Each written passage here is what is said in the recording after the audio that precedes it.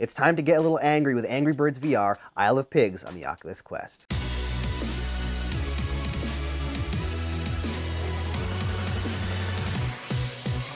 Hey Questers, and welcome to another episode of BMF, the unofficial home for all things Oculus Quest. Keep up to date on Quest news, game reviews, and the latest developments by subscribing to the channel and hitting that notification bell. First off, big thanks to Resolution Games for sending us a key to review their game. If you don't know about the Angry Birds series, then you've probably been living off the grid in some remote location for the past 10 years. When I was younger, I would play the original Angry Birds to just chill out and relax. With Angry Birds VR Isle of Pigs, it's very much back to the basics, but from a brand new perspective. So the question is, does Angry Birds VR do enough to combat some of that Angry Birds fatigue after all these years?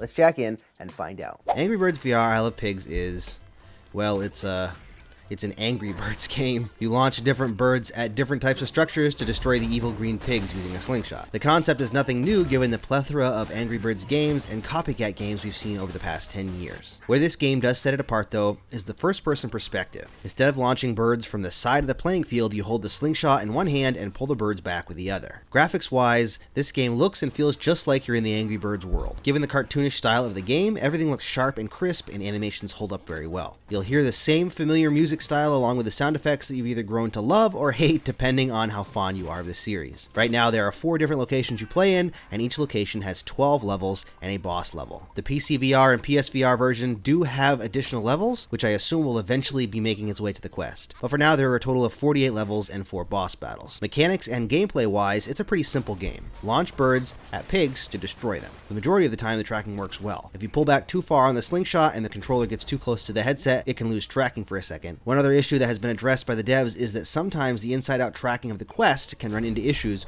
when lining one controller up behind the other, like when using a slingshot, but they mentioned they have been looking into that. There are only 4 birds who make an appearance in this game: Redbird, Chuck or Yellowbird, the Blues, and Bombird, which reminds me a lot of the original game, as these were the prevailing characters back then. Each bird functions as you would expect them to. The first-person perspective is interesting, as sometimes it makes it easier and sometimes it makes it harder. You can teleport to different sides of the structure to get the best shot, and because you're working in a 3-dimensional world, it does become somewhat more challenging. It only took me about an hour to beat all the levels in the game. Keep in mind that isn't 3-starring all of them, but that should give you an idea of the length of the game itself. With more levels more than likely coming soon, that'll get a little longer, but I'm not sure by how much. I have to admit, my son is actually better at this game than I am, but I still found it fun to play overall, and it's a nice twist to be inside of the Angry Birds world instead of beside it. So does Angry Birds VR do enough to warrant a purchase? If you're a huge Angry Birds fan, then you'll feel right at home in this game, and my son loves it. With just about an hour of total playtime, unless you're a stickler for getting those 3 stars, it's a fairly short game for the price tag of $14.99. But with additional content likely to make it to the Quest in the future, that'll add some value. Overall, I would say that the game is a fun throwback to the original Angry Birds game, and it's unique playing in VR. Those who are likely to enjoy it the most are fans of the series and younger audiences. If you're looking for other Oculus Quest games, check out other reviews here. Also, please help me out by liking and sharing this video if you enjoyed it, and subscribe for future Oculus Quest content on BMF, the unofficial home for all things Oculus Quest. Happy questing.